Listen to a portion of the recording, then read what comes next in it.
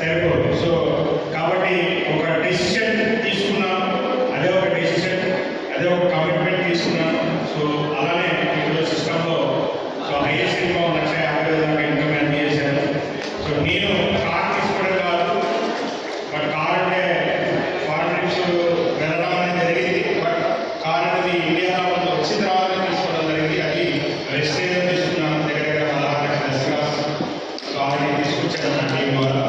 So నేను తీసుకోవడం కాదు, నా టీంలో ఆల్రెడీ ఒక 10 కార్స్ అయిపోయింది. సో అలానే ఫారెన్ ట్రిప్స్ వెళ్ళాను.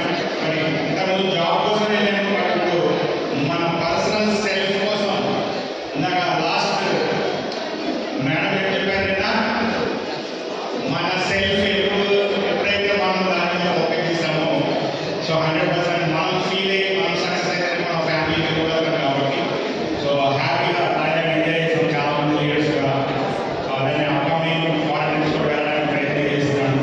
సో టార్గెట్ వచ్చేసి సో 2030